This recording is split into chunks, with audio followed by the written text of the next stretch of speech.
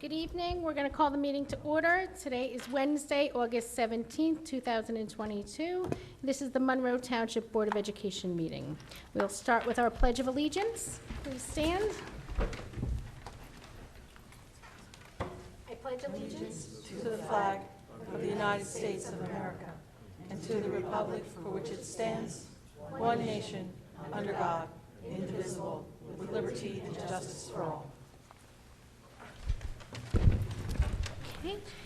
Our next item on our agenda is our statutory oath. We're going to have our acting board secretary give the oath to Ms. Scott, who will be our new Jamesburg rep.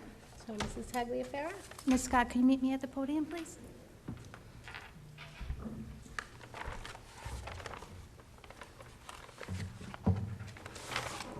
Hi, I'm Michelle Scott. Nice to meet everyone. Okay, hold my hand up. I, Michelle Scott, do solemnly swear that I support the Constitution of the United States and the Constitution of the State of New Jersey, and that I will bear true faith and allegiance to the same and to the governments established in the United States and this state under the authority of the people, so help me God. I, Michelle Scott, do solemnly swear that I possess the qualifications prescribed by law for the office of member of a Board of Education, and I will faithfully, impartially, and justly perform all duties of that office according to the best of my ability, so help me God. I, Michelle Scott, do solemnly swear and declare that I am not disqualified as a voter pursuant to R.S.19:4-1, and that I am not disqualified to hold this office due to a conviction of a crime or offense listed in NJ.SA 18A:12-1, so help me God. Congratulations. Thank you. Thank you. Thank you, everyone. Congratulations. Thank you.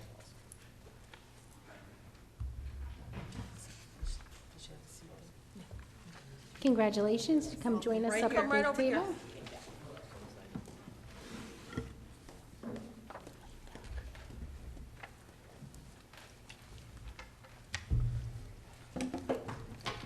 Welcome. Thank you.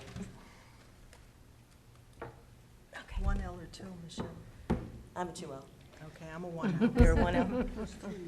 All right, welcome. Now we'll So we have two have Michelles our now. Okay. roll call. Mrs. Tagliaferra.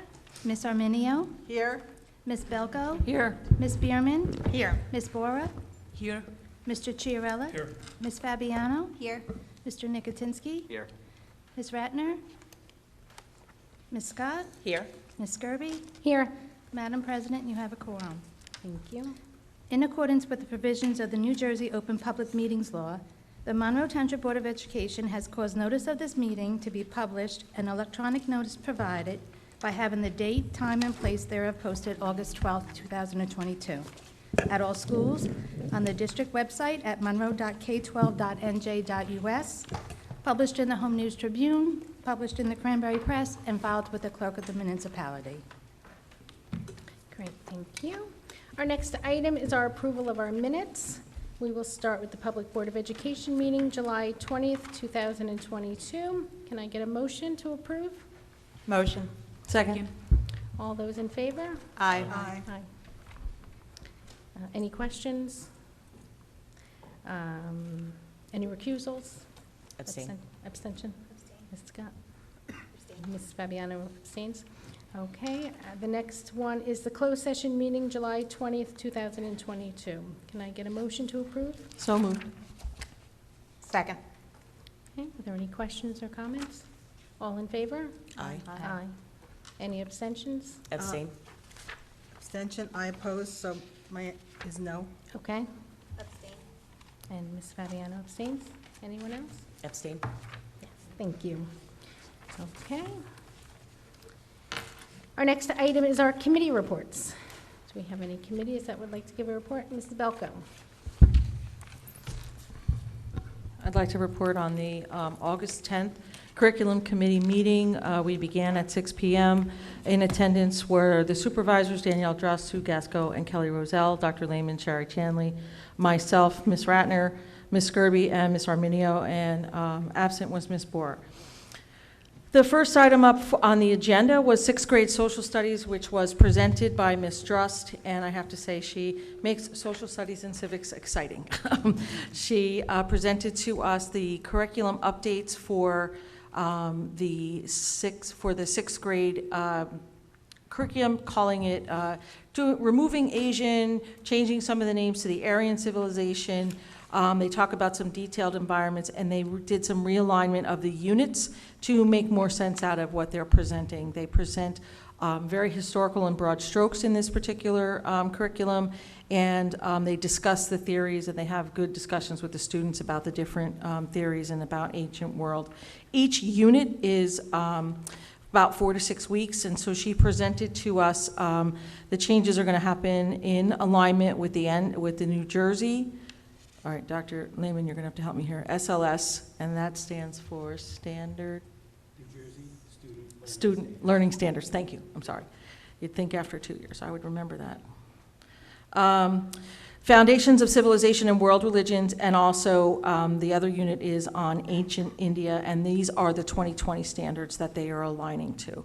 So that presentation was very interesting. Anyone interested in seeing that and any discussion we had about that, they can go to the video that is on our district website. The next presentation was by Mrs. Gasco, and that was the grade 7 overview of mathematics for grade 7. It was presented to us that it is built on interaction and problem-based learning. The team of 7th grade math teachers really took to heart some of the topics, and they realigned them with the student learning standards for 2020 for math, including career readiness, life literacies and key skills, computer science and design thinking. They also have a lot of topics here that are included. It is not an accelerated, it's not honors. They don't do that in the 7th grade. They have a particular program they use where they combine 6th and 7th grade. They do give a little bit more structure to that. The 5 titles that she gave for the word I'm looking for is subjects, excuse me, ratios and proportional relationships, the number system, expressions and equations, geometry, and statistics and probability, and they get practices in all of those different technologies. And again, more details can be found on the video for the public that's found on our website. The next item that was talked about was Zach Meralda brought up the band trip, the Monroe Township High School band trip. It is all performing ensembles, which does include the instrumental and choral, and the trip is going to be from March 1st to March 5th of 2023, and is going to be to Disney in Anaheim, California. It's going to take approximately, it's going to be about 100 to 110 students. There will be fundraising to fund this trip by the band and the ensembles, and it's something that they have been doing, they've done for years. Because of COVID, we have not taken a band trip in a very long time. There was some speculation there was going to be a band trip overseas, but we decided, the administration decided that probably wasn't the best choice for right now. So they're going to have 5 chaperones, a nurse. There'll be performances and workshops by the Disney organization and Disney academies. There'll also be workshops and professional development for the teachers that are there. The students will have some time for some fun at Disney, but it won't be a lot because they will be performing, and it will be a very interesting educational experience for them, and they're going to do some creative fundraising activities. So they brought this to the board, to the curriculum committee for recommendation at this point.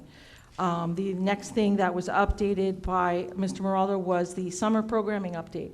He gave us a very brief review of exactly how the summer enrichment programs went, how the class credits that were offered for the students who needed to pick up some extra credit. We don't have any details or percentages on any of that because it literally just ended, I think, this week, or it's just ending this week, right? Enrichment ends this week.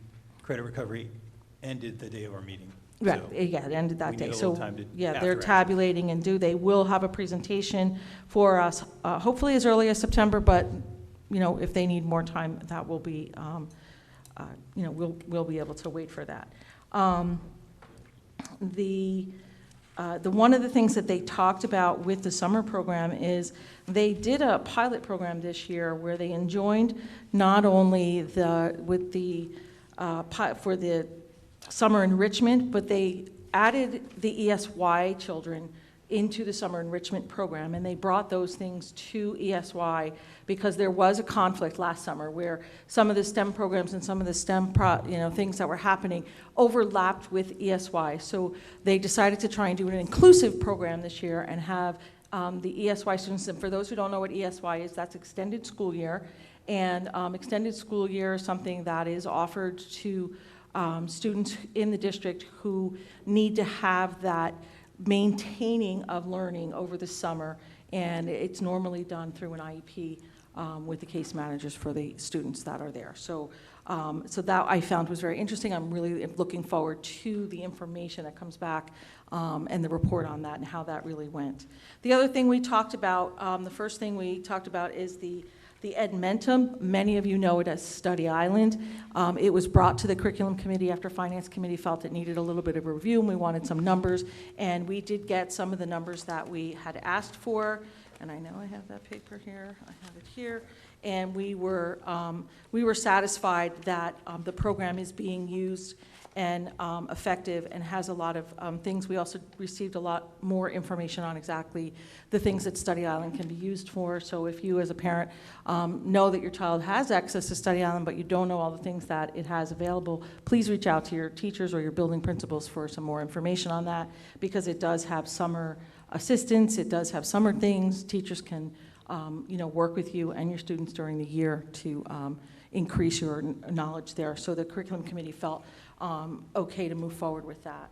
The last thing that we spoke about, and we did speak about for a very long time, actually, we took over and we went into finance committee time, and my apologies to the finance committee tonight, because we did take extra time to discuss, turn it in. We are still going to continue to discuss the program, and we're going to bringing it back to committee for next month to continue to discuss. So if you had seen it on an earlier version of the agenda, it has been removed from tonight's agenda for any vote. And that's my report of the curriculum committee. Okay, does anybody have any questions for Ms. Belko? Okay, seeing none. Ms. Pierman, you want to go next with finance? Yes. Finance Committee met on Wednesday, August 10th, 7 p.m. First item on the agenda was the monthly review of the attorney fees with Porzio. That was for the month of June, $42,341, over portion being $7,527, and the defense of the Isaacs versus BOE lawsuits was $20,141 of that amount. Members again noted it is unfortunate the district is continuously diverting monies from the education of children to facilitate defense against lawsuits and ethics complaints. It is the public's right to pursue these avenues of perceived accountability, but it is at the expense of the children. Next item was the review of the bill list. Committee reviewed and the chair signed the bill list for $12,347,507 and recommends approval by the full board. There was also, since committee and prior to tonight's meeting, an addendum to that for $550,354.87, which has also been vetted and recommended for approval. There were,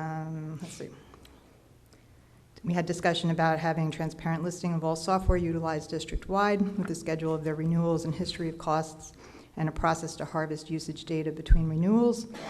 We want to make sure any purchased software is being circulated throughout all potential users in the district. Aggregately, this is a huge expense for the district and a necessary and important one that should have tight oversight and accountability. So we had some discussions about some of the software that was presenting for this month. Ms. Belko made inquiries concerning the tuition undercharge items, which Ms. Allen offered a thorough explanation. It's common that 2 years past the tuition period to have audits that alter the per pupil charges, and we're obligated to pay those differences. So we saw some of those items on the bill list this month and had some explanation about it. Next item on the agenda was the renewal of Huddle, which is a hardware software package. The committee was provided with a recommendation to approve the invoice to renew the Huddle subscription for a 2-year period, the contract value of $20,200. This is a hardware-software system that's utilized in the athletic department, mainly for football, but expandable to other sports to capture live stream on the field and share that footage as needed and required by the NJSIAA between players and other teams. So the committee does recommend approval of that renewal. The last item on the agenda was the review of the building use fee schedule. The Finance Committee was provided the current and proposed schedule of fees for building use. The Finance Committee recommends adoption of the proposed schedule effective immediately. The increases represent a restructuring that aligns the fees with surrounding districts. And that completes my report. Great, thank you very much. Does anybody have any questions for Ms. Spearman? Okay, seeing none. The next committee that would like to give a report? Okay, Mr. Nicotinsky. On August 10th, we had our personnel meeting at 8 o'clock. We reviewed the vacancy list, exit survey. We reviewed the armed security and middle school principal positions. For the middle school, there was 21 applicants, 5 interviewed. For the armed security, there was 5 applicants and 2 interviewed, and we reviewed a ton of personal matters, which are confidential. That's it. Does anybody have any questions for Mr. Nicotinsky? Ms. Spearman? One thing I would add is that we did also review extending the substitute rates, and that the committee recommends approval of that tonight. Yes. Anybody have anything else? Okay, our next committee that would like to go? Okay. Hi. Ms. Arminio? This is Michelle Arminio. This is the current policy, this is the policy committee report. I have in front of me the policies that it was a short meeting, but an extensive discussion on one of our policies, which I'm going to leave till last, and that is the bylaw 0167, a public participation in meetings. Our other, sorry.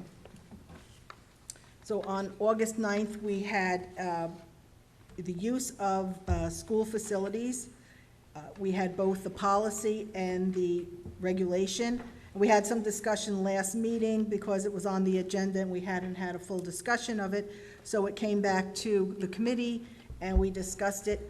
And we don't really have any changes except that through the Buildings and Grounds and the Finance Committee, we have agreed to change the rates for the use and participation in the use of our facility. So there are 3 classes, and you can find that on policy 7510 and regulation 7510. And on tonight's agenda, we are agreeing to the changes and pay schedule for the use of buildings. Now, let me point out that you won't find the payment schedule on either the policy or the regulation. That would have to be determined. I mean, it will be put up. I believe we said we would put it up on the website. So if someone wanted to apply for the building use, you would see the costs thereof on the website. But we're not including it in the policy because we will be reviewing them, I believe, on an annual basis, just to make sure that we're up to date with our uses. The next policy that we determined to, again, advise and recommend to the board this evening is policy 8321. We were mandated by, I believe, the Department of Education to do a corrective action regarding the titles of employees. So the policy is 8321, appending a title or letters to an employee's name upon attainment of advanced degree or certificate. So we have codified the process now, and I would recommend that the public read that so you know how that will be determined going into the future. Okay, the final one is public participation in board meetings, and that is a bylaw, again, 0167. I would like to point out that last year, members of this board, except for the newly appointed 3 members, did vote for this policy as it stands now. And it was adopted, I believe, in August of last year. Yes, it was revised August 18th, 2021. Okay. Tonight, it went to the committee on the request of some of our board members. They would like to remove the stopping of the clock. We still have our 4 minutes, but the change will be from policy, it's page 1 of 3, the second paragraph, it's number 2. The board, there was a consensus, not everybody on the committee agreed, however, the consensus was to remove the language, "The clock will stop during any responses from a representative of the board." And that is the request of the consensus of the committee, and the new language will eliminate that. Also, page 1 of 1, on page 1 of 3, of 2, excuse me, and they have taken that, the request is to take that out. And I also would like to point out, we didn't have a big discussion about this specifically, but B of that bylaw, it's number 5B, the presiding president or the presiding person who is running the meeting would have the opportunity to interrupt and/or warn a participant when the statement, question, or inquiry is abusive, obscene, or may be defamatory. So that has remained. That has been on our, in our bylaw since quite a while ago. So there is the opportunity for unfortunate types of statements to be addressed by the president. But the change that is requested, that is on tonight's, is the removal of that the clock will stop during any responses from the representative of the board. So that means the public participating in the forum will have 4 minutes. If, I suppose, there is an answer to the question, that 4 minutes is going to run out regardless. So that was put on for this evening. So that'll be voted on with tonight's board. And that concludes my report. Okay, does anyone have any questions? Ms. Fabiano? We also talked about how the resident also doesn't need to give their full address, just their Oh, right. municipality. I didn't have that So when you come marked. to the podium, you don't have to give your full address. Could you just repeat that again? Sure. Please. So on the first page, 1 of 2, item number 1, it just says that a participant must be recognized by the presiding officer, and it says you have to present your municipality, not your full address, municipality of residence only. Okay, and that is on tonight's agenda. Thank you. Ms. Belko? So I have 2 questions. One is a follow-up to Ms. Fabiano's question is that has always been in the policy, of my understanding, correct? No, I think we had, I don't think that that's been a change. No, it hasn't been changed, but hasn't I know been we talked changed. about making sure that the public was aware that that was the wording that Okay, was in the that's what I policy. thought, because when I Yeah. read that not too long ago, I read that in there. My other question has to do with the use of school facilities. I don't see in either the policy or the regulation a statement about building fees being reviewed on a yearly or an annual basis. I'd like to see that placed in the regulations, maybe as number, it's 13 pages long, so I was... well, could be first in the policy. Could be first in the and then- policy, or it could be, I think it should, Be in both. we talk mostly about fees in the regulation, but I do think that should be, if we're going to say that we're going to review this, we need to have it in our policy so that we can be assured that future boards. It's in there somewhere, because we discussed it. Okay, Yeah. I just 'Cause read through I it discussed twice. how we'd even Okay. remember how to do it. I think it's, would we say If someone can September point or that out to me, January? I'm happy to have that, that's fine, and I'll continue to look for it. May. Yeah. We're going to review it every May. It's probably in says- the regulation. If it's not, we'll make sure that we... That's when we approve it. Well, I'll continue to look, I don't want to hold the board meeting up, that's fine, that's all I have. And Ms. Belko, if I may, I believe you are absolutely correct, because we did reference that in May, we would put it on a yearly calendar cycle, and I even had the discussion with Ms. Zielinski my confidential secretary, and we actually put that on the calendar to review for the May board meeting. So someplace there, it has to notate it, because we did comment about it. But maybe Ms. Belka was correct that it is not stipulated, written in here, but we agreed that it would. So with, I don't know that that would substantially change this policy or regulation, but we could add it on the last sentence of every, either the policy and the regulation. That would, our board secretary, could we add that? If it's not on there, we'll definitely add them in there, yeah. Okay, and then this is for a first reading, so Right. again, it'll be in for next month. Thank you very much. Okay, Ms. Bora? Yeah, one of the things was, when Mrs. Belko beat me to it, so it should be added in the policy. My other question was, for the public participation, the only change made to this policy, Mrs. Arminio, is that, and I see it as it is changed, that the stopping the clock has been removed from item 2, is that right? Yes, And that's what's being voted on tonight. that is right. And no, Voted up or down, either way. and all the other wording about the responses, who will give it and who it'll be directed, all stays the same, right? That remained the same, correct. So all that we are changing tonight is, The elimination of the sentence, I guess it would be the third sentence on number 2, that says, "The clock will stop during any responses from a representative of the board." and That was asked to be removed. And from what I saw on the policy committee discussion, the reasoning is that the public forum is extending too long with the back and forth. No. And is that the reason that we are proposing a change? I know there was no consensus, but what was the reasoning behind, for people who've not watched the committee meeting? I would ask Ms. Bierman, it was her Okay. policy So- suggestion. I brought it forth. I certainly was I was a proponent of putting in stop the clock. And I think when we brought stop the clock forward, it was reactionary to past boards and our experiences at the podium, where you'd come to the podium, you'd expect to have the 3 or 4 minutes that were allotted to speak. You'd get like one question out, and they'd turn it over to somebody to answer, and you politely waited, and you still had more on your list that you wanted to get through, but all of a sudden, time was up, and you couldn't continue. And this was a pattern, and a lot of times, even the information that was coming forward, it didn't feel like it was valuable, or it was even an answer to your question. It was almost like to move you along and get you off the podium.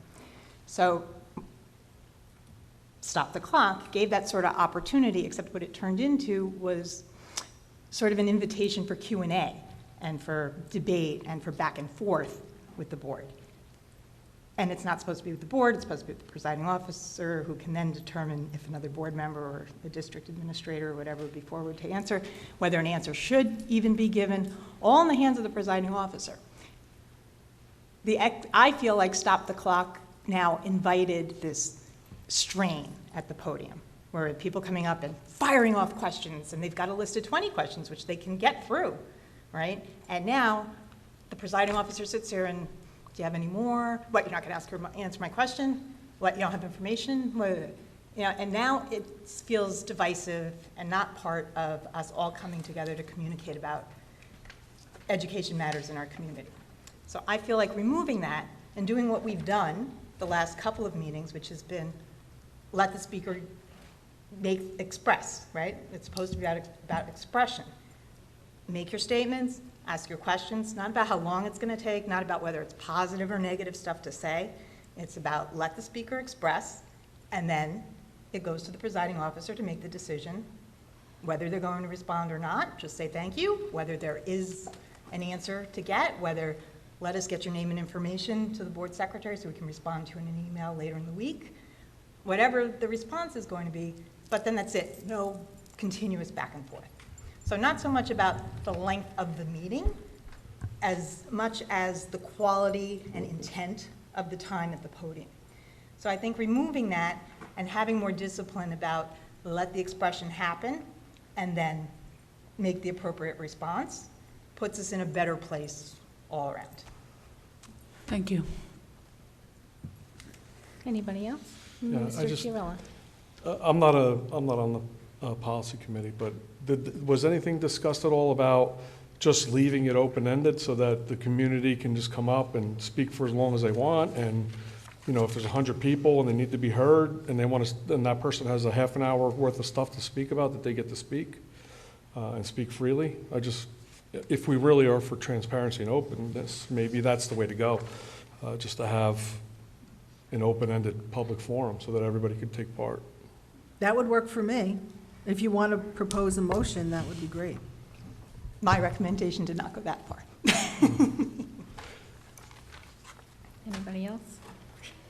And just one thing I wanted to add, we did discuss it and change it last year to the stop the clock, like you said. Previously, it had been 3 minutes, and there was the opportunity to stop the clock. When it went to originally that there was going to be no stopping of the clock, that board had changed it to the 4 minutes, seeing that the 3 minutes probably would not be enough time if you are going to be answering in that time as well. So it was extended to the 4 minutes. Last year, when we went back to stop the clock, we didn't go back to the 3 minutes. We kept it we kept it the 4 minutes. We didn't change the time. So basically, this is really going back to what it was last year before we changed it. Can I make one more comment, Mrs. Kirby? Yes. Mrs. Armenia. So the way I'm seeing this conversation, public participation is not being discouraged. No. It is still of prime importance to this board that the public come here and express their thought. So what I'm asking right now is that this change does not absolve us of answering to the best of our ability any question that is put out there in those 4 minutes. We're not obligated to do that. You got to remember. No, I Open understand we're Public not Meetings Act, obligated, like, we to the just best of our ability, is why I'm saying that. We're not obligated, yes, and if it's accusatory, somebody is out there just to attack you, I understand that silence is the best approach in that, but there are times when it's a tough question and it needs to be answered. We may not have the answer at that point, but we could make an effort to get back with an answer. It doesn't have to be during the board meeting, as long as we are responding to the public. The policy puts it in the hands of the presiding officer, so whoever's sitting there every Right, and meeting, she's been every doing- year, you yes. could see variably different responses to things, right? That's, Yeah, and I'm just. so I was trying to put a little bit more discipline into the Absolutely. policy. I agree. Because I feel like this then almost forces a expression and response. Exactly. Whether the response is nothing or she wants to go on for hours and engage everybody in the conversation. It's the presiding officer's option. I am on the same page as you right now. I think what I'm trying to express is that it does not, this change in the policy should not be translated as a reluctance of the board to respond to the public. That's not what this should be. This should be, we're trying to limit the time of the meeting. Our meetings have been ending at 1 a.m. and 2 a.m. not even that. We're trying to limit, because there are other towns that get home earlier than us in a regular board meeting. And I don't, And that's all I wanted to emphasize, that I I don't don't think know it's that the the public time- discourse, I'm sorry. Go ahead. But I don't think it's the public discourse that's bringing the meetings to, awful hours of the night. I think it's board members who just keep, bringing things up and talking about things and deliberating, which is fine too, but I'm just saying that that's really what drives the long meetings, and then the other board business, and then the interactions and the political rivalry and all that stuff pops up. That's what really makes the meetings go on and on and on, not the public. If I may say something. The political aspect of it, I agree with you, but the other deliberations by the board members, I think that's what we were elected to do. So if any one of us is here questioning something that's on the agenda, we were elected to do that. And I would rather we take the time to do that. But yes, you're right. Political rivalries and personal agendas should not be the reason why we are. And I don't disagree with you. All I'm saying is that we've been discussing this now for 15 minutes. That isn't the public doing that, that's us. So this isn't about limiting the public. If anything, if we wanted to limit something, we'd be limiting ourselves, or we should be. If we that's wanted to what go we home wanted. fast. If we wanted to go faster, right. Absolutely. Ms. But I don't O'Neill? think that's what we're here for. I'm just going to point out that I will, I have something to say when it's time to vote, because after we put that on the agenda to vote, then I will have something to say about it. But I'm I'm done now, thanks. Okay, One quick question. sure. So Ms. you're Scott? taking out the statement in number 2 that says the 4 minutes, you're just taking out that sentence? Yes. Each statement will be there, and at the end of the 4 minutes, that's it? Yes. Okay. Yes. Anybody else have any questions, comments? Okay, that's the end of the policy committee. Mr. Chiarella, would you like to give the BG&T? Yes. So we had a BG&T meeting on August 9th at 8 o'clock. We discussed 6 different topics. So the first one was partial replacement of the middle school HVAC equipment project bid, and the committee was provided with a copy of the bid tabulation. The low bid package was submitted by EACM Corporation, and it's the administration and the board's recommendation that we go with that bid for the Performing Arts Center. And the resolution will be provided for board action tonight. The next thing that we discussed was an update on the stadium track and turf replacement project. So administration advised that the contractor expects delivery of the field turf on Wednesday, August 10th. Did that happen? It did. And then they'd start immediately thereafter. The asphalt track subbase is presently curing, and there was some contention about the first home game, and yeah, if you want to talk about that quickly. We've since had an update from that update. So the turf is on site, and the timeline is, it says installers are going to start installing the turf either this Friday or Monday, August 22nd. It's about a 2 to 2.5 week process. After that, the track surface is then poured around the turf. We are going to go with Friday, September 23rd, the homecoming game, as the unveiling, the grand opening, the ribbon cutting ceremony. So the first home game will be played off-site. We're playing East Brunswick. They are also getting their field replaced. They are further along in the process. Their field is down and just about all stitched, so we should be good to go to have our game away at East Brunswick on September 9th. And we also talked about ensuring that busing was available for our students. Yeah, so transportation's already been contacted in terms of being prepared to either transport. At the time, it was, are we going to East Brunswick? Or there was another school in the conference that also offered their stadium in case East Brunswick's wasn't done. So that's already in the works. Wonderful, thank you. The next thing that we discussed was the disposal or sale of the district vehicles through GovDeals, and we've used GovDeals quite a bit in the past. And we've had, the administration provided a draft of the resolution prepared by Board Legal Counsel that will provide for the sale of 3 district vehicles used for maintenance and plow operations that are approaching 17 years old. And just for a little history on on those vehicles, those vehicles have already been cannibalized and picked over by our mechanics in order to fix our current operational fleet. And so they are down to bare bones.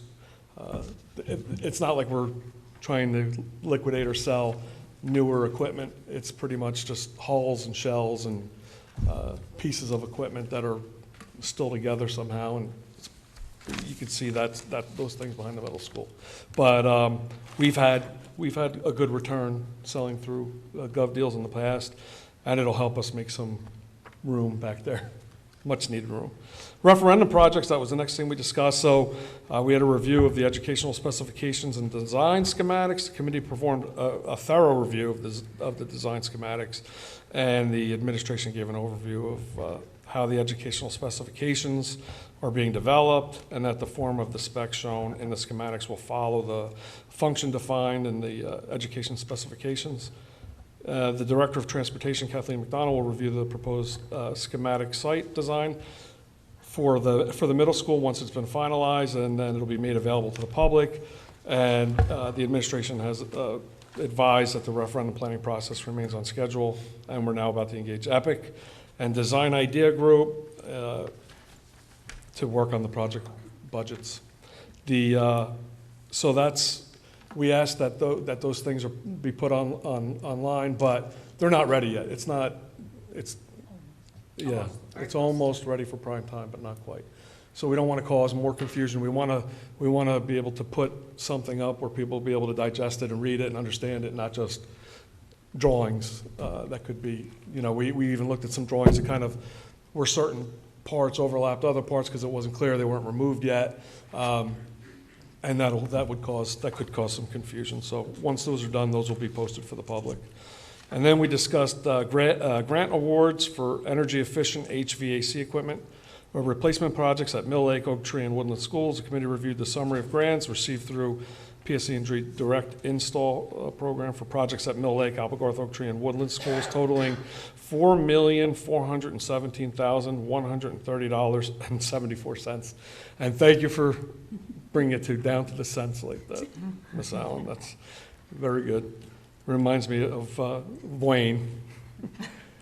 He would be like, "No, Mr. Chirell, that's wrong. It's and 2 cents. There was a 2. Okay, I'm sorry." But the committee concurs with administration recommendations to proceed with these projects and utilize the 5-year interest-free payment schedule. PSE&G will pay for up to 80% of the construction cost, depending on the kilowatt hours and or the thermal reduction. Is that right? It just says therm, so I put down therm.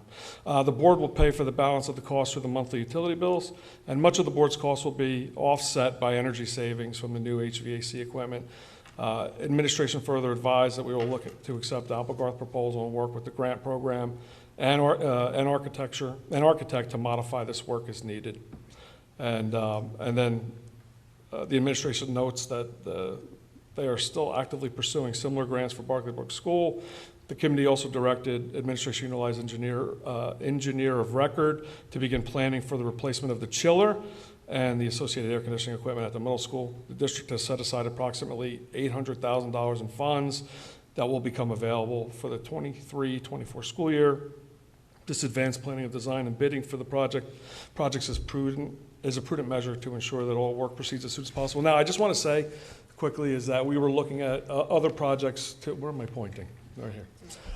We were looking at a cafeteria for the middle school, and 2 meetings ago, the Buildings and Grounds Committee decided to forego that for now because when we prioritized our needs and our ability to pay for what we need, that the HVAC needs trump the need for a cafeteria at this point. Although we'd like to have it, we're in dire straits as far as HVAC goes. So that's where we are with that. We've decided to move on that instead, and that's why this is here before us tonight. Now, the last thing that I had, and I'm sorry for going extra long, even though this is the most exciting committee we have. I think you'll all agree so far. Paul? Yes. Thank you. The committee engaged in a lengthy discussion regarding the traffic flow at the high school, particularly the left-hand turn out of the high school lot onto Prineville Road. Ms. Chanley will have the new Director of Security, Edward Selby, pursue this matter with the township, the police department, and community freeholders, and any other necessary agencies so that we can start dialogue on the topic and work toward better, safer traffic flows. And this is a county road, so right, there's a lot more involved than just going to the township and saying, hey, could we do this or could we do that? Or could we have the police out there to help us with this or that? Because it's a county road, there are other things that go into place. So that's in the works, so stay tuned for the next exciting episode of Buildings, Grounds, and Transportation. Thank you. Anybody have any questions for Mr. Chiarella? Ms. Belko? I don't have any questions. I just have one statement. Can you just update your language to state that it's the county commissioners? They're no longer called freeholders? County commissioners. It says, yeah. You got it. Thank you, Ms. Belko. Anybody else? Ms. Arminio? I just want to admit to my own ignorance that when we were calling them chillers, I thought they were refrigerators. But what we're talking about is air conditioning systems, right? Right. For the school. Like, I just wanted to point that out in case somebody else. No, that's a good point. Ms. Bora? And Mr. Chiarella, if I may take 2 minutes, it's a comment, not a question. I just wanted to take a minute to express my pride in the work that the administration has done to get the grant, which Mr. Chiarella just reported on. It's a huge deal, and I want to share a little story about that. Back in April, when we were at the NJ Symposium, both me and Mrs. Armenia were in a class that was talking about how the schools have these grants available to them, and that we should reach out to our administration because they were almost at the end of those grants. They didn't have any more money left, but the grants would cover the cost of HVAC replacement, and our school was in dire need. So immediately in the next meeting, BGT meeting, I brought it up to Mr. Tague, but he said we've already applied, and 2 months later, we have the money. So Mr. Tague, you and your team have done incredible work, especially for our town that is mostly funded by taxpayers. This is a huge deal for us where we're getting energy efficient and we're not paying for it. Thank you so much. Great, thank you. Anyone else? Okay, seeing none. And my committee report. Yes, Sorry. Ms. Fabiano. The Community Engagement Committee met on August 9th. We just discussed a few things. The first thing we talked about was the district app and the district website and possibly linking them together through something called PWA. And we also talked about linking social media accounts if it was deemed necessary, and Mrs. Chandler was going to speak to the staff member who would handle that to decide if that was something that we needed to move forward with. We also discussed outreach to the senior communities and when we would possibly begin doing that, specifically with regards to the referendum. And then lastly, we discussed, Ms. Arminio discussed the master plan and how she encouraged the community to look at it. It was posted to the website on August 15th, and she encouraged everybody to attend the meeting on August 25th to hear the presentation, as these plans can and will directly affect our schools. So that's my report. Anybody have any? Michelle? If I may, I just want to clarify that the master plan committee, the master plan is something that is generated by the municipality. So while it is not exactly anything that the Board of Education can control, it certainly impacts us going forward into the future. And I would, it is an opportunity for the community to understand what the build-out of Monroe is going to look like in the next 5 to 10 years. And I think it's critical for us as community members and as parents to be aware of what the suggestion is. And what the master plan is, very quickly, is that it is a plan that is, again, generated by the municipality, and that plan, that overview of what the land use is going to be, so how they're going to develop the land, who's going to put commercial or residential, all of that is discussed in the master plan. What will happen after that master plan is approved by the township council is that the township council will start making laws, and those are laws that are ordinances that change the use of the land in terms of planning and zoning. So this is a critical point at which the community can actually look at what's going to happen and get our voices heard before these things become codified into law. So I would, we've been waiting, we've had like, I think every 5 years or so, there's a regulation that you have to do a master plan. But the board has never really encouraged or gotten involved. And I think given the fact that we have unhoused students, we should be very, very conscientious about this next master plan. So again, thank you, Ms. Fabiano, that the information is on the township website, and that was put up on the 15th, and the township, at the Township Planning Board at 6:30 on August 25th is where there's going to be a public presentation from the planning board. Thank you again. And if I could just ask you a question, Michelle, I know you sat on that committee, the master plan committee. Was there discussions during those meetings about the district and our overcrowding problem? Do you know if that was taken into account at this point? There was only one meeting of the stakeholders. I was asked to be on the stakeholders committee. We were not the committee that was actually formulating the master plan. So the people who have been formulating the master plan, I think, have been around for like 30 years. They've been on regulating what's happening in Monroe for a very long time. We were stakeholders. Yes, I, as at the time, was the board president, so that was where I concentrated my comments.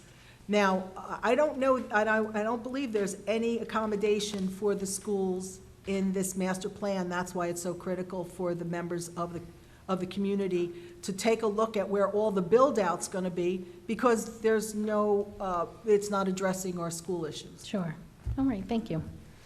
Anybody have any questions, comments for Ms. Fabiano? Okay, Ms. Spearman.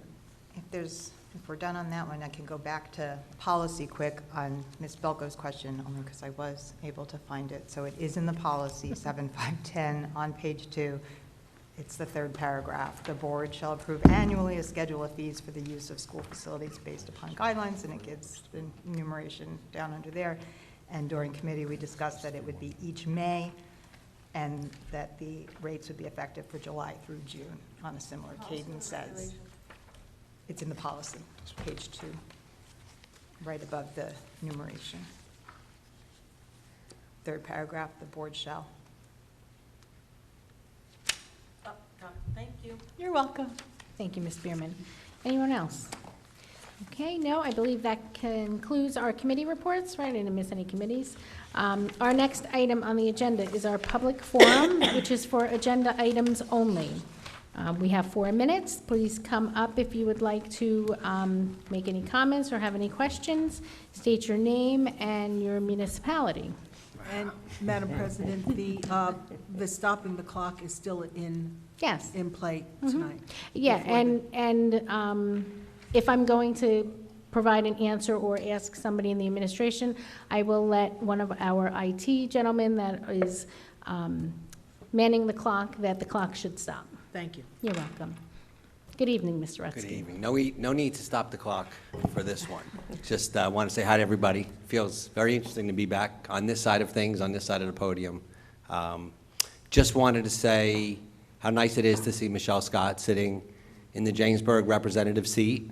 Thank you, Paul. And wanted to welcome her here and say you will, I know, do an excellent job representing Jamesburg, representing Monroe, and doing everything you can for the students. So I just wanted to welcome you.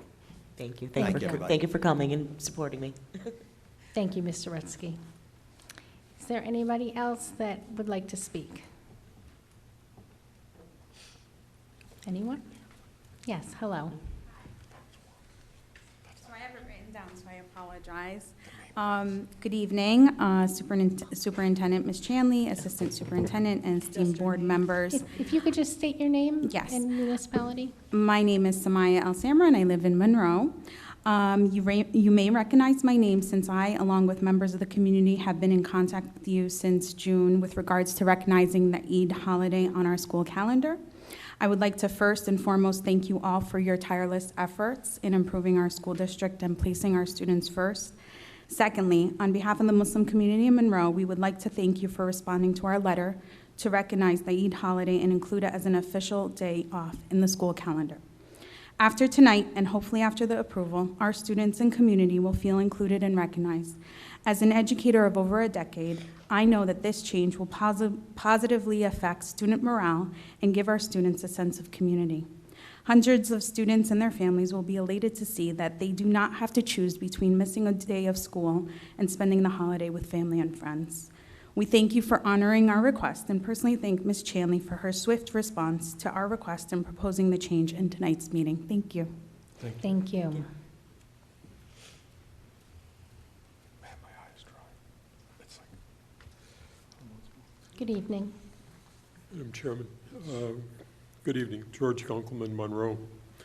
I have a question about the HVAC work. I'm curious as to who does the design that, or how we get the design that people are bidding against it, or is it a design-build contract? It's not clear, or maybe it was, the design work was approved in an earlier meeting that I've either missed or forgotten. And it appears that there are no grants that apply to the Performing Arts Center. And is that because no students are there, or why didn't that qualify for some kind of a grant? It appears to have been on a separate form, and I'm curious as to why. The other thing I want to say briefly is that the concern about the amount of time, the 4 minutes and everything, I think it just going to require more courtesy and professionalism on both sides, and we can get through it and answer questions. Although it is frustrating whenever it happens that you come up and you ask 4 questions and you get an answer to 1 without an opportunity to follow up if the response is not accurately answering the question. And the idea of saying that, well, we have your name, we'll get back to you. Past experience tells me that almost never happens. And part of the purpose of bringing something up in a public meeting is that it be addressed publicly. And then otherwise you'd have to wait till the next meeting and get up here and use your time to inform the rest of the public what the answer was. So it's a complicated issue, and you're struggling through it, you're trying to figure out how to make things work better. I think you're on pretty solid ground, but I just wanted to voice my concerns about the public's role in all of this and why some of us bother to come to meetings. Thank you. Thank you, Mr. Kunkelman. I appreciate your comments.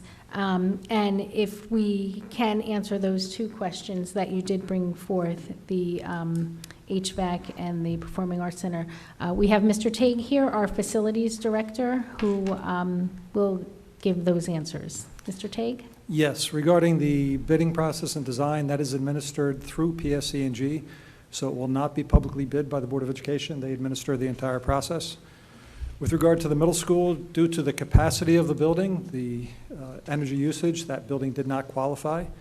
We are resubmitting for Barclay Brook. Barclay Brook, you saw, was not included in there, and Barclay Brook is just beyond the threshold, but we are making a reapplication there. We did previously, however, receive grant monies in the neighborhood of $160,000 towards the middle school HVAC project. Ms. Allen administered that grant on behalf of the district, and we did receive that money prior to awarding the contract, so that money has been applied to the project. Great, thank you, Mr. Tague. Is there anybody else wishing to speak at public forum? Good evening. Hi, I'm Linda Bazowski. I live in Monroe Township. I'm not here to ask a question. Mine are all non-agenda, so I'll come back for the next public forum. I just want to commend the BGT committee. I watched the video, all 58 minutes of the video the other day, and boy, was it exciting. So thank you. It's a really, really good meeting. Thank you for telling them. And thank you to Jerry Tague for being such a great director of facilities. Thank you. Is there anybody else wishing to speak at public forum? Okay, seeing none, we will close the public forum. Our next agenda item is the Assistant Superintendent's Report. Dr. Lehman? Oh, I'm sorry. Dr. Lane, I did that to you too. I always made you wait. Good evening. My name is Marlene Zarnowski. I'm just kind of short, so is that the right height? Yes, we can hear you. Anyway, I'm going to try to get through my handwriting here because I wanted to write my question. I'm concerned that the new clock rule only limits the comments by the general public, the Monroe Township community, and not the time used by board members. This is the only opportunity to see the board in public, that decisions are made in public.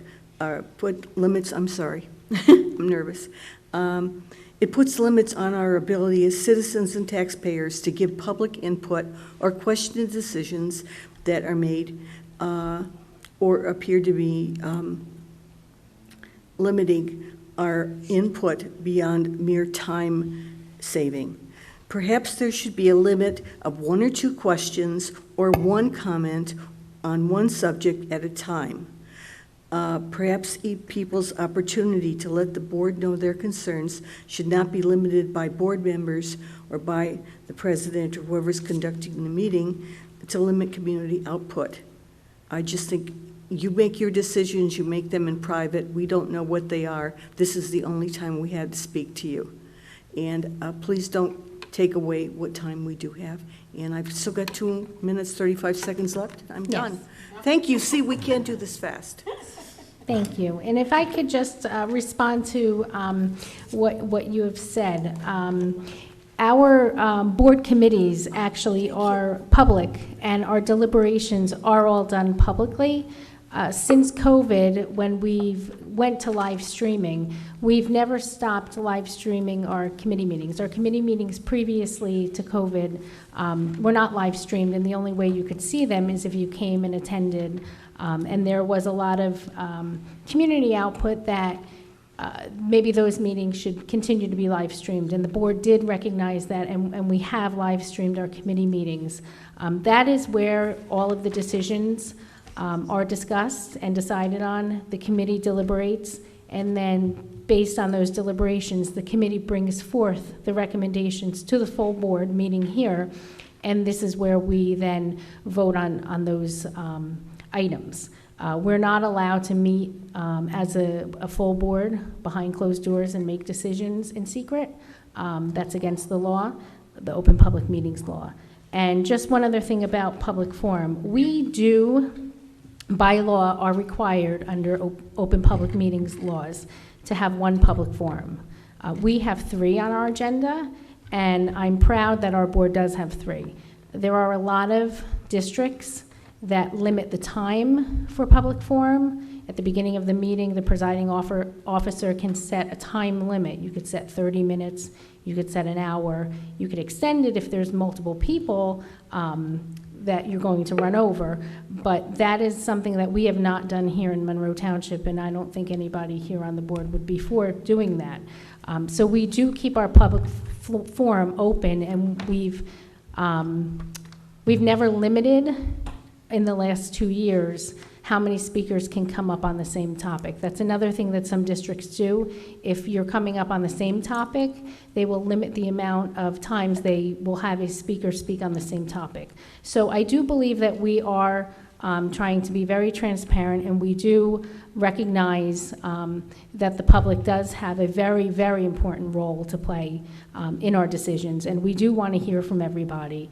I've been coming to Board of Education meetings for over 13, 14 years now, and I've stood at the podium many times and asked questions. And as I said, when we came onto the board, the reason that we went to stop the clock was from our experiences that we had at public forum, where time was, many people in the public had expressed that they felt that their time was being run out purposely with information that they didn't ask for, commentary that they weren't asking for, they were cut off and not able to finish their comments.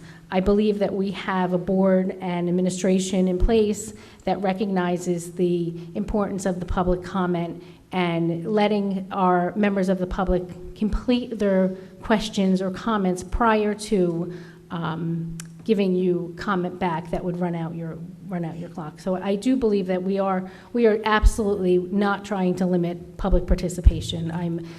I'm a big proponent. I know everybody on this board is a very big proponent of public participation. So that wasn't the intention of the change for policy. Well, I don't know if I can still comment, but Yes. as a person for the general public, some things give the appearance of limiting us. And I think this gives the appearance of limiting us. And I think if we are willing to compromise and have less questions and keep to one topic and not run things on, that we should be allowed to erase things, and I think we should go back to the old time rule. It just doesn't seem fair to limit us, and this is the only time we have. Yes. And, I mean, I don't have time, if I see something online or on TV or whatever it is, I don't have time to question it. I don't have time to ask any of you anything. I don't have time to say anything to any of you, look you in the eye and say, yada, yada, yada. And that's just my one time to do it. So I hope you don't change it. It sounds like you've made up your mind already. I wish you'd consider my suggestions, because I think they are more fair. And that's all I have to say. Thank you, and I appreciate your opinion. Again, it's not limiting the time that you have. You can come up and have speak for 4 minutes straight. It's not limiting the time or your accessibility. It's simply taking out the stopping of the clock Well, it rule. sounds like it, though, and that, I don't know why you're telling me it doesn't change it, but yet you've got to have a new rule. It just, I'm having a little dissonance here. Well, it's not a new rule, it's actually going back to the way the board ran for many years. We tried something that we thought would improve our meetings, and it did not, and we're suggesting to go back to the way it was for many years. Well, I wasn't coming here then, so I don't remember that part, but it just doesn't sound fair. I'm sorry. Anybody else wishing to speak? Okay, we will close the public forum now. And now, Dr. Lehman, we will have your Assistant Superintendent's report. Sure. Two brief topics. The first one, since my last report was in June, since then I wanted to recognize our athletic director, Mr. Dowling. He was inducted into the New Jersey State Lacrosse Hall of Fame on July 18th. That's a significant achievement in his career. He was recognized for his contributions throughout the state in the development and the growth of lacrosse across the state of New Jersey. So just wanted to make sure we publicly recognized him for that. That's a significant achievement in his career. Some other things I wanted to just highlight. We are wrapping up our summer programming, as I mentioned earlier, and as we reported out in curriculum. So I just wanted to thank all of our staff members who participated in everything from our ESY program, our extended year program, our enrichment programs, our band programs, our choral programs, our arts programs, our credit recovery programs. They worked throughout the entire summer. Obviously got compensated, but it's a well-needed break over the next 2 weeks or so before we kind of kick back up into full gear. So thank you to the staff, thank you to the admin that worked, and all the families that participated in those programs. That's it. Thank you. Does anybody have any questions for Dr. Lehman? Okay, no, seeing none, we'll go on to our next item is our superintendent's report. Mrs. Chanley? Thank you very much. So I'd like to first just say good evening and happy summer. We are at the point when you are in the school system, the business of school, this is our halfway mark. We have 2 weeks left. So for those of you that have an opportunity to enjoy, please continue to enjoy. I know a lot of the children are excited and at the same time apprehensive because they do not want the summer to end. So I thought I would just note that. I'd also like to echo Dr. Lehman's sentiments. I think that the summer program that we offer here at Monroe Township is exceptional. I think that we do a wonderful job, and I do agree, although there is compensation, of course, afforded to those administrative staff and teaching staff, it doesn't mean that we should not go without noticing them. Just because they get paid and do something well, they still should be acknowledged that they're doing a good job, and we do appreciate it because it is about the kids. If I also may, Mr. Selby is here. If you want to just wave to the crowd, we'll make believe you're the queen. We want to thank him. He is our new Director of Security and Residency. We appreciate him being here. We are very excited to work collaboratively with him to continue to do the great things that we've done and look at our policies, our protocols, our procedures, and make sure that we do absolutely everything that is in our ability and our power to make sure children and staff are safe, because that is more important than anything. Before you can teach them, you have to make sure that they're safe here in our home, because they spend more time with us than they do at home. As I continue, before I go to my report for approval, I do want to also thank some community members who have reached out to me since I was approved to be the superintendent of schools. I do want to say thank you. I think it's important to note that I actually received cards in the mail from individuals, people that wrote beautiful things and very nice emails from community members, from staff members, and I would be remiss if I didn't take the time to say thank you to everyone, because one of my mantras that I started many, many, many years ago is success is always a team effort, and it absolutely is. You are only as good as the people that work with you. So I can't thank those people enough that really, and the board members as well, that just made me feel comfortable and confident. So I did want to say a quick thank you before I continue on with my report. So with no further ado, I would like to begin by first acknowledging the retirement of two individuals. We have a short list of retirements. which we're glad to say because we'd like to keep everybody forever. So I'd like to wish well Miss Sandy Apple Bobnowski. She's a teacher of language arts at Monroe Township High School. We wish her well on her future endeavors and her new journey. I always call it a new journey because it truly is, and we hope that people stay happy and healthy as they continue on in a different facet of their lives. Also to Miss Susan Stasi, who is our Senior Options Program Leader at Monroe Township High School. We wish her well. Her resignation, actually both of the resignations won't be till January, so we have an opportunity to wish them well now while they're in the strides of, as they come to a fresh beginning, we'll say, instead of an ending, a fresh beginning of their new time. So we wish them nothing but health, happiness, and contentment. And on that note, at this time, under a 10-member vote, it is recommended that the board approve the attached personnel items A through AK with the exception of items AA through AG. So moved. Second. Okay. Does anybody have any just- questions? I want to be clear where we're at here. I do have, if it's the right, on AC to AF, am I on the right? AK to Ms. Chanley, Superintendent Chanley, could you say it Sure. again? Do you want me to repeat that? Yes, please. Oh, I'd be happy to. I'm sorry, I thought you were asking a specific question.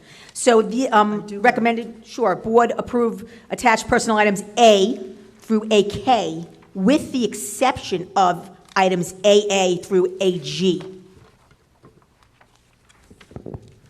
Okay. So that's what I'm looking, right? Okay.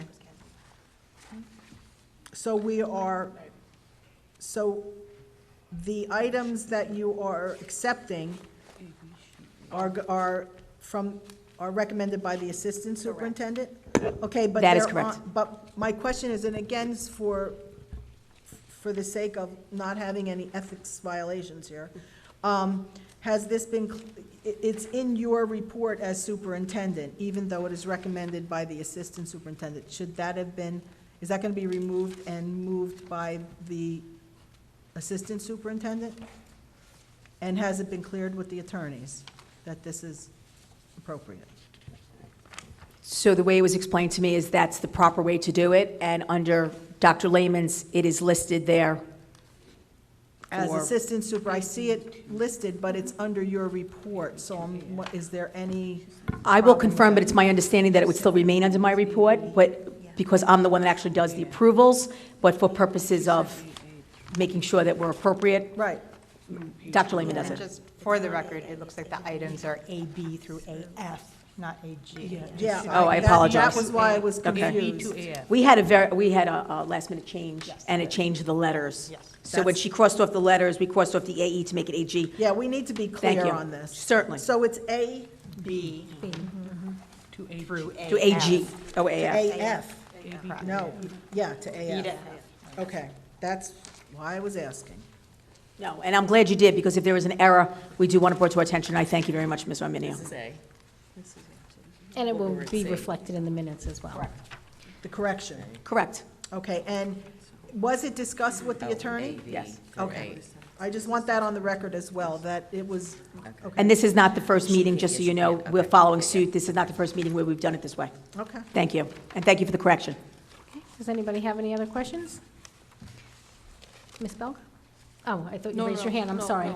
All right, then can we have a roll call, please, Ms. Tagliaferra? Yes, I think that's great. Ms. Belko? Yes. Ms. Fabiano? Yes. Ms. Scott? Yes. Ms. Arminio? Yes. Ms. Bora? Yes. Mr. Nicotinsky? Absolutely, yes. Mr. Chiarella? Yes. Ms. Bierman?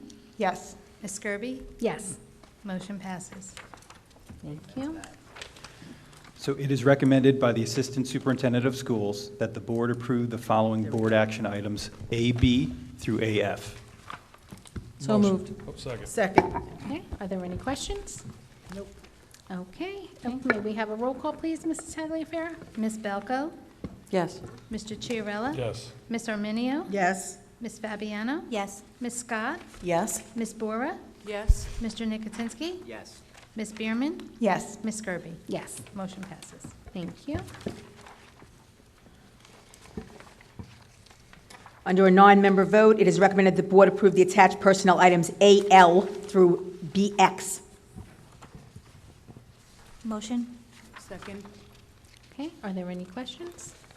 Okay, seeing none, can we have a roll call, please, Mrs. Tagliaferra? Ms. Fabiano? Yes. Mr. Chiarella? Yes. Ms. Arminio? Yes. Ms. Belko? Yes to all, but letter BS. That's a no.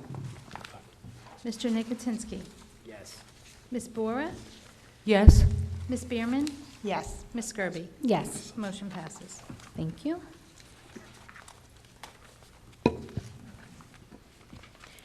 Under a 9-member vote, it is recommended the board approve the attached board action items J through O.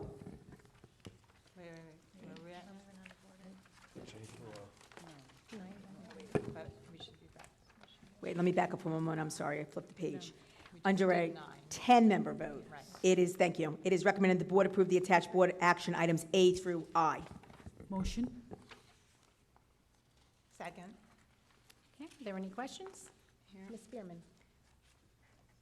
Not so much a question as a comment or a clarification. I just wanted to bring attention to the item about the school calendar and noting that, I do commend that we're incorporating the religious holidays as much as we are, but we are doing that with a little bit of a trade-off. So where we would have normally had 2 or 3 snow days and inclement weather days built into the calendar, we're now taking that down to 1.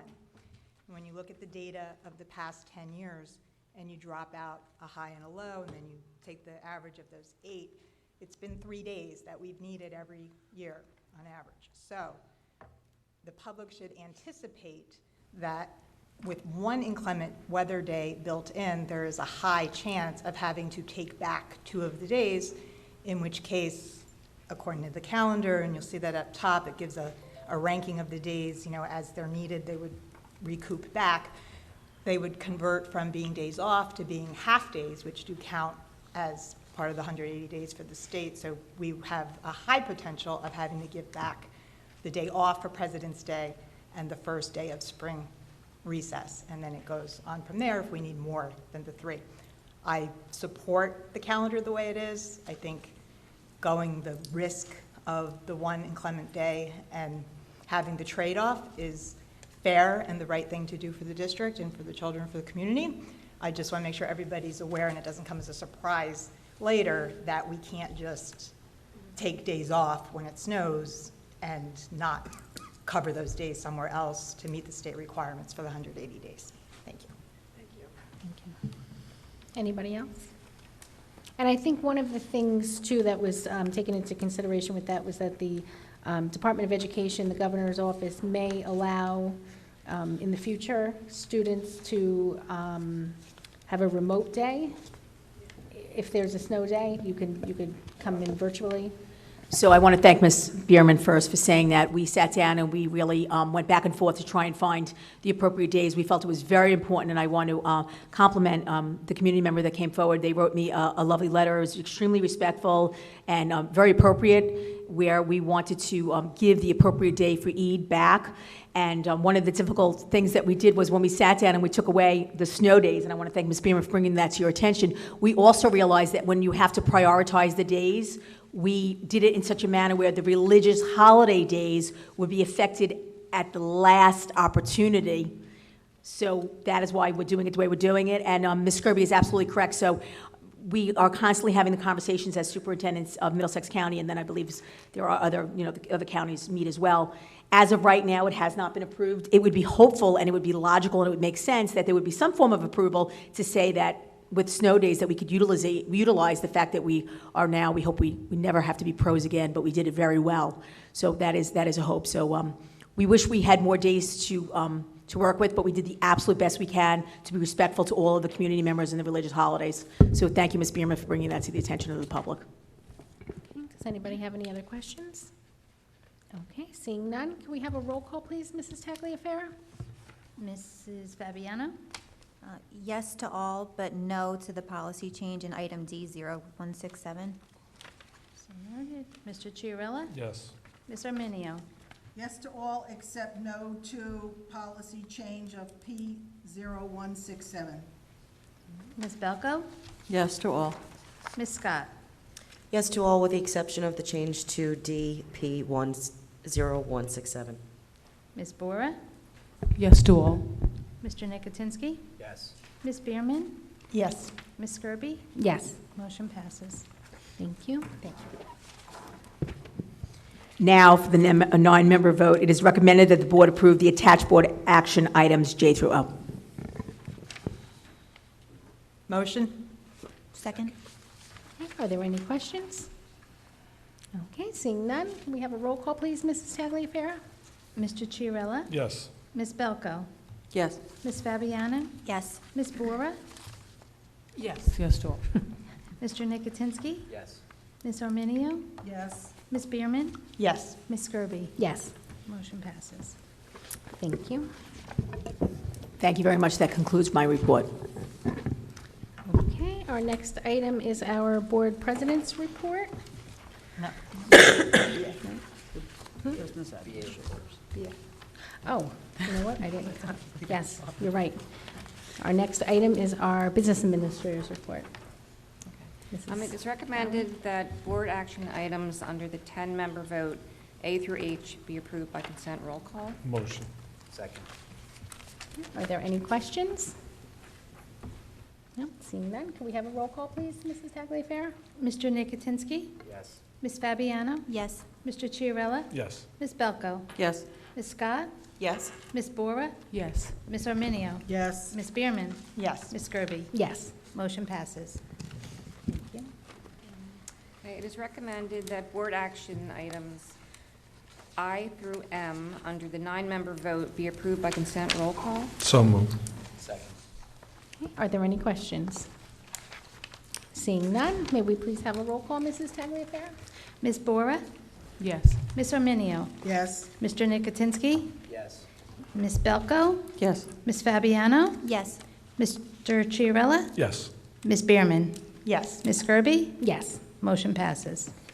Thank you. Okay, our next item now is the board president's report. Okay, I want to start out by welcoming Michelle Scott again to our board. Welcome to our fabulous Falcon family here in Monroe Township. The relationship between Jamesburg and Monroe has been very strong for many years, and we're very happy to have you on our board and continue working for the best interests of all of our students.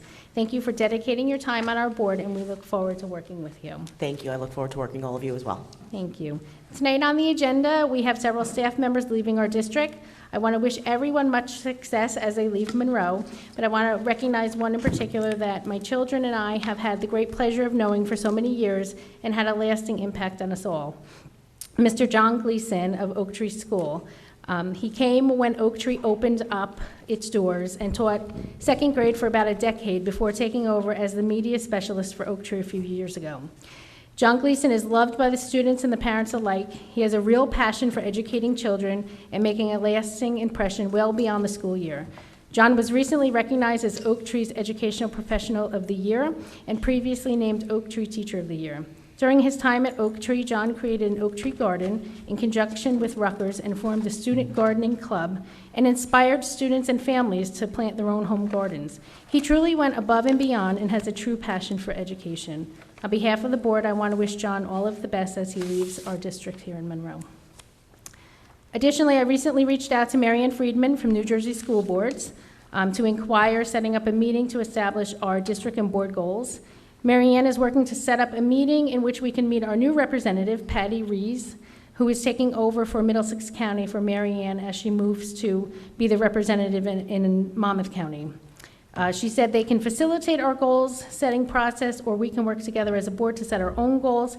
She was having some difficulty securing a date to come because she's trying to get to all of the districts to introduce Patty. So I said that I would like to put this on our agenda maybe for our September meeting and get them to come to that meeting as well. Today, I received a letter from the Monroe Township Education Association, MTEA, requesting a meeting to start the process for contract negotiations for the contract period July 2023 through June 30th, 2026. Typically, there are 3 members of the board on the negotiations committee. If any of the board members are interested, please reach out to me, and we will set up a committee. And just want to say best of luck to our staff and our students as they get ready to come back for the school year. I know it is very hard to come back from a summer break. It feels every year that break gets shorter and shorter. I know teachers are already starting to prepare their classrooms. So on behalf of the board, I just want to wish everybody, teachers, staff, and students and families, the very best of the upcoming school year. And that concludes my president's report. The next item on our agenda is other board business. Anybody have any? Not me. Mr. Chiarella. Thank you.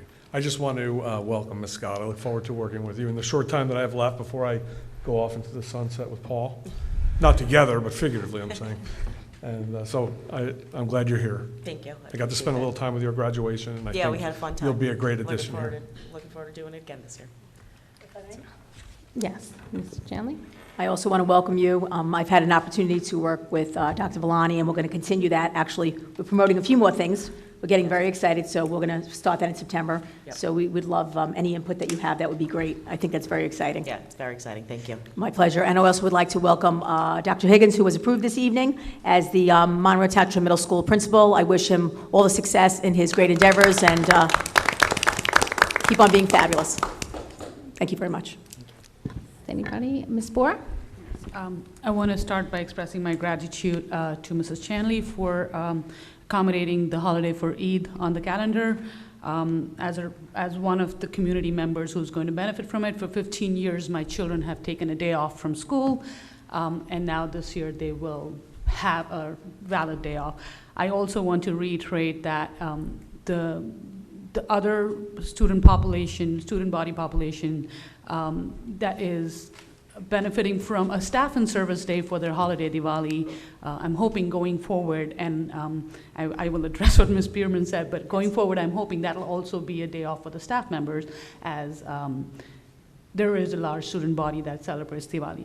But this change in the calendar, and thank you, Ms. Bierman, because I think it was important to explain to the community that it took a lot of strategic thinking to accommodate that in the calendar. But I'm going to use this opportunity and example to talk to the policy change that was voted on today about public participation. Just a board meeting and just this public forum is not the only way for the public to participate. And a good example is how this Eid holiday came to be.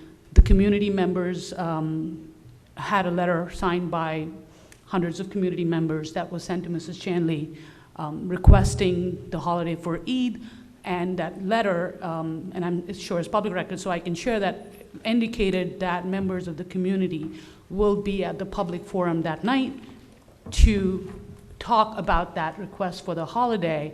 But Mrs. Chanley's response before that meeting was so positive. She didn't assure them that she would give it, but Mrs. Chanley's response was that she will look into it and see how it can be done. I don't think anybody from the community showed up that night at the public forum because they had felt like they were heard.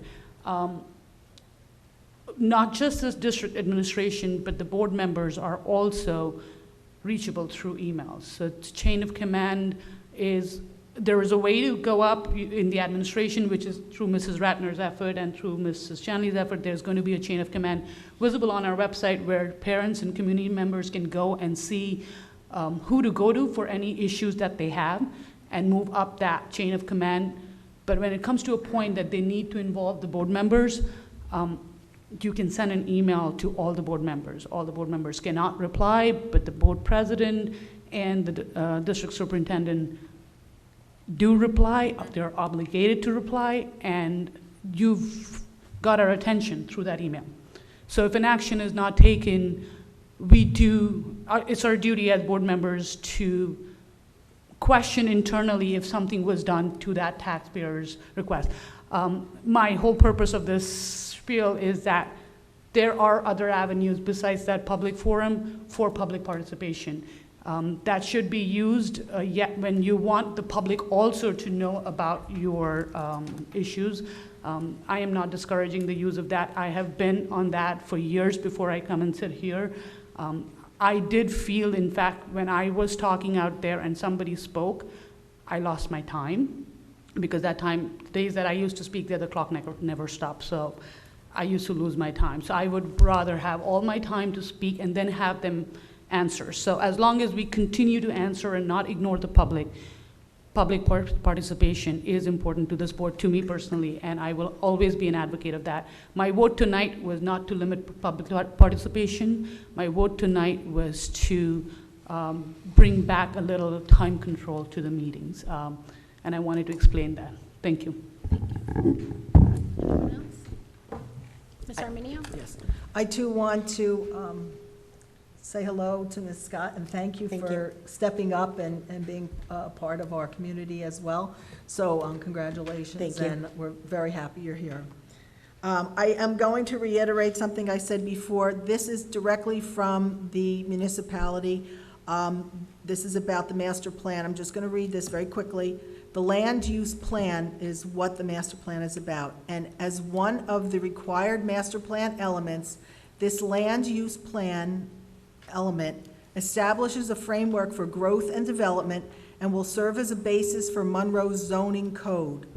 Land use policies determine several aspects of the community, including population density, the availability of housing, and the location of commercial, industrial, and residential and open space areas.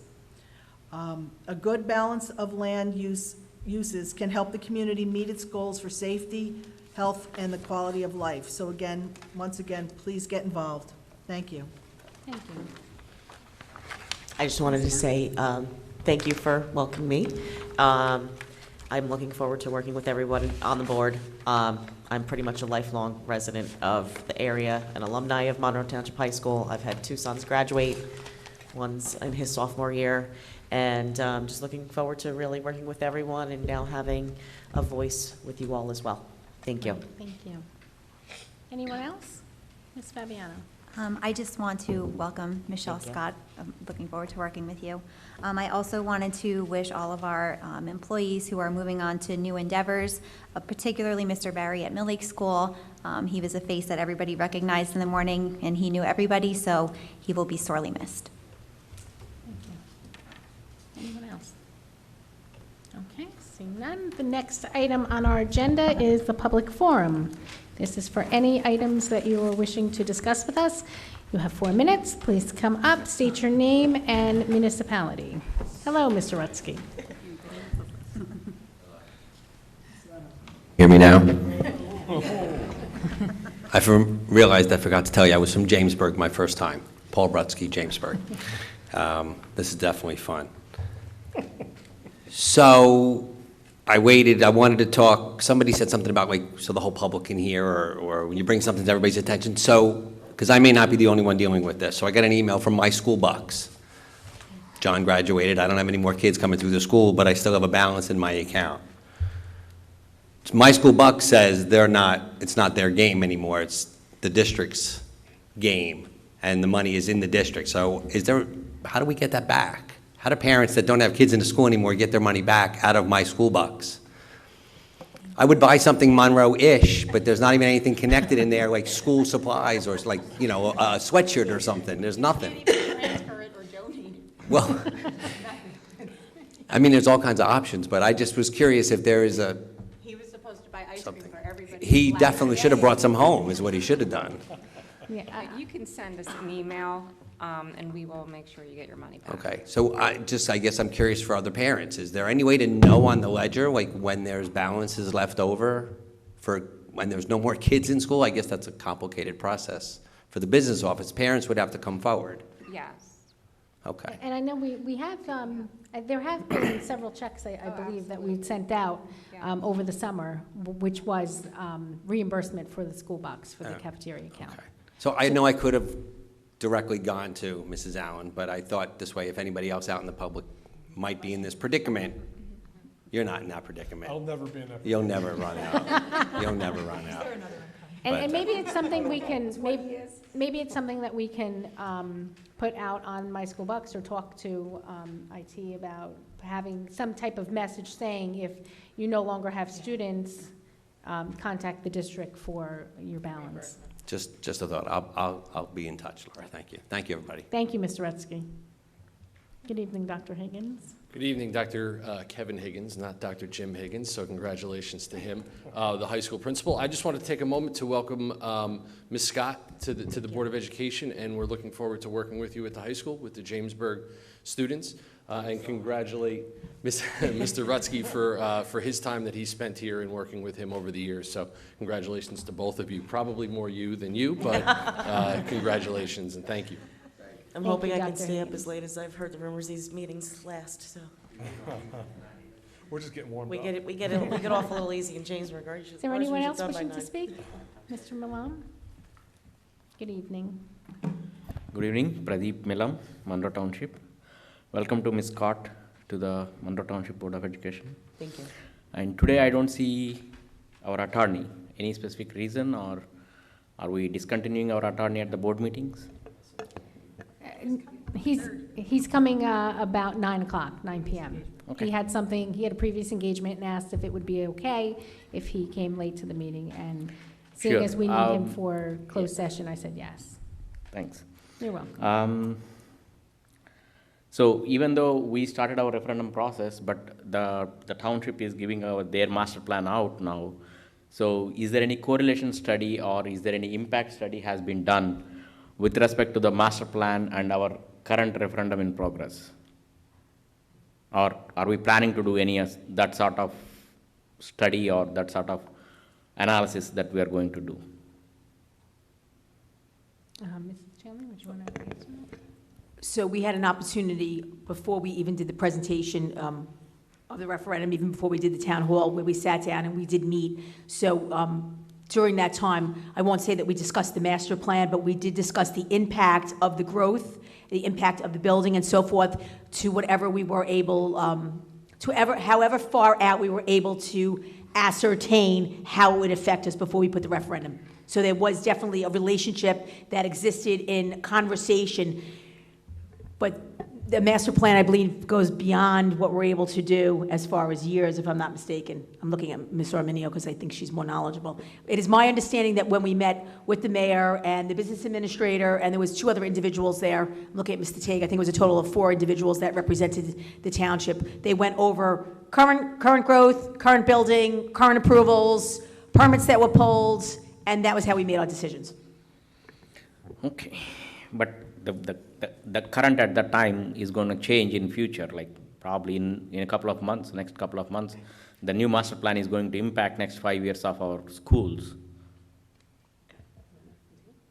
Do you have additional questions? I know that we've been trying to have all of the questions asked up front and then provide.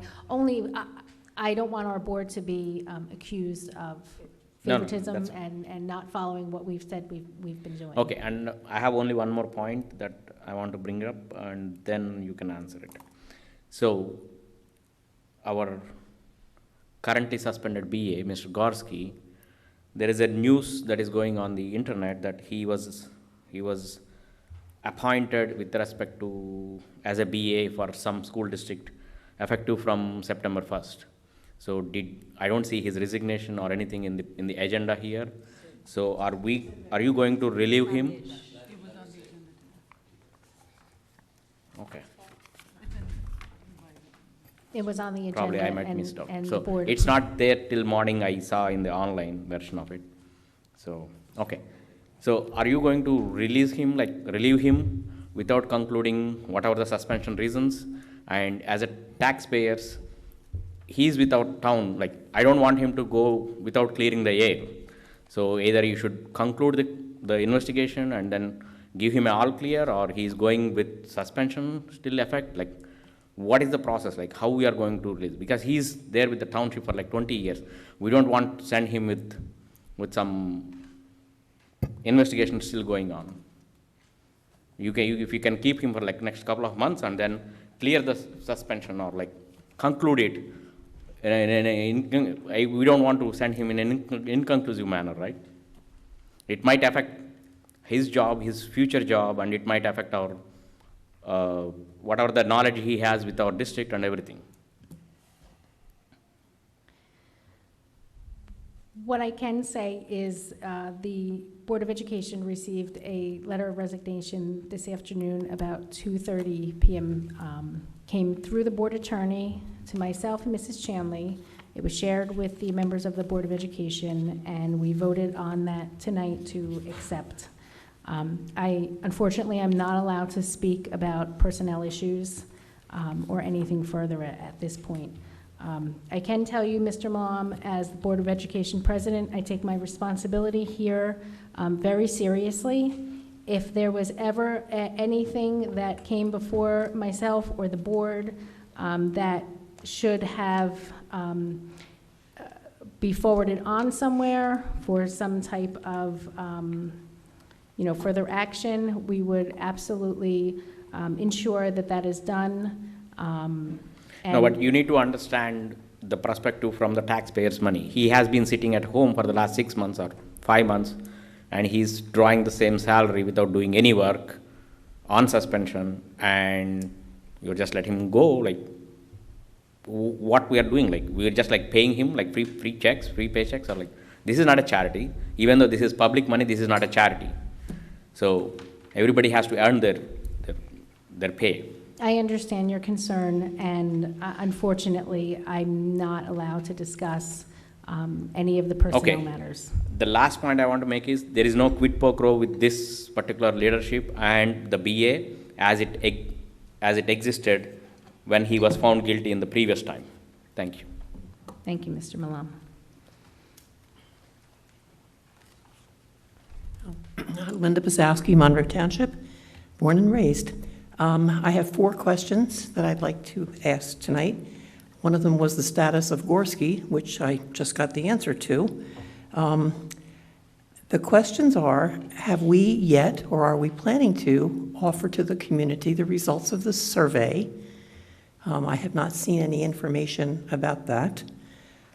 I would also like to know about an article that I saw on the district website the other day. The item was titled, District Response to My Central Jersey Article, undated, unsigned. I'd like to know the date, and I'd like to know who wrote it. And has the corrective action plan from, I think it was OFAC, I think that's the committee, has that yet been presented to the community? I read a reply that was sent to that particular department, which I found kind of curious because the plan, the remediation plan, was written or signed by Ms. Shanley, who was the subject of the issue. So I don't understand why the department accepted that as an appropriate response. Why did it not come from the board? Those are my 3 questions. Okay, so the first question that you have, the survey results, I believe now that we have concluded the superintendent search, I believe we are able to release those, and we could work to get those put out on the district website. The second one, the response to the My Central Jersey article was drafted in collaboration with our board attorney. What they put together as the legal response was posted to the website. We can put a date on that, but that is the district response. And the third question that you had, as far as the OFAC, the corrective action plan, was not a corrective action plan. It was a corrective action plan for the district. Mrs. Chanley, as the superintendent of schools, has to sign that corrective action plan as the chief administrator of the school district. It was a corrective action plan to ensure that the district makes certain that any appendages to a name is properly done so. It was not a corrective action plan against Mrs. Chanley. It was a corrective action plan to ensure that the district does that properly going forward. Okay, then I would like to just comment briefly on that letter that came from, I believe it was Mr. Anderson, the county superintendent, although it may have been a different author, I'm not certain, said that that corrective action plan was to be presented publicly within 30 days of his letter back to this board, which, as far as I know, it has not been done. Yes, it has. It was. It was read by the attorney, it was presented, and it is on our district website. And after we presented it, we sent a letter back to the OFAC office, which is the Office of Fiscal Accountability. Right. Whatever it is, it's and okay, it's compliance. okay, it's fine. I just want to be clear that we don't speak in I know what you're acronyms. speaking of, right. We have gotten a letter back since then that they are, they have closed our, closed the loop on it and sent us a letter saying that everything we have done has been done to their satisfaction. Okay. And they see this as a closed issue. All right, thank you. I will go back and double check the website. Okay, thank you. Thank you. And that's right, Ms. Arminio was also reminding me, one of the other things we had to do was create the policy, and that is what the policy committee did as well. You're welcome. Good evening, Betty Sabrito, and I live in Monroe. I just wanted to thank the administration and this board because we finally got a few months ago a second supervisor of special education. I am the leader of the Special Education Parent Advisory Group in Monroe, and just having that second person is already showing us much improvement in special education. I think we've had the perfect person in the position, Mr. Arcaro. I know you're back there, you're doing a phenomenal job, and I can tell you that this year, with just the addition of an additional supervisor, ESY has gone much, much better than last year. So I really commend both Mr. Arcaro and Mr. Flom, because it was really a much improved necessary thing that happened this year. So I think in a district this size, that position was long important, so thank you to all of you for appointing that. To all of our newly appointed principals, welcome. Please count on CPAG's support. There is a lot of work to do at all of the schools with regard to special education. And I also wanted to welcome our new Jamesburg representative. Just so that you know, I have been working closely with your CPAG leaders, so we're going to start collaborating more. Excellent. Because you do have some of your students in the high school, and I think it's important for both of us to work together. So that's Excellent. it. Thank you. Great, thank you. Is there anybody else wishing to speak? Okay, seeing none, we will close the public forum. Our next item on the agenda is our closed session resolution. Put my glasses on. Okay. Be it resolved that the Monroe Township Board of Education of the Township of Monroe hereby goes into closed session in accordance with the Sunshine Law, Chapter 231 of the Public Laws of 1975, NJSA 10:4-6 through 10:4-21, to discuss the following subject matters: harassment, intimidation, and bullying, and matters protected by attorney-client privilege. Following closed session, action may be taken. The discussion conducted in closed session can be disclosed to the public at such time as the need for confidentiality no longer exists. Can I get a motion? Motion. Second. All in favor? Aye. Aye. All right, thank you. We will now move into closed session. Well, I make a motion, we appoint Karen Bierman, secretary for the closed session. First and second. Yes. All in favor? Okay.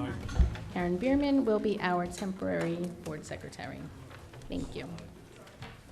Figure something out. Okay, we will move back into the public session. Our next item on the agenda is the public forum. If there's anybody from the public wishing to speak. All right, seeing none, we will close public forum. Our next Board of Education meeting is scheduled for September 21st, 2022. Can I get a motion to adjourn? Second. All in favor? Aye. Aye. Aye. We are adjourned. Thank you. Thank you.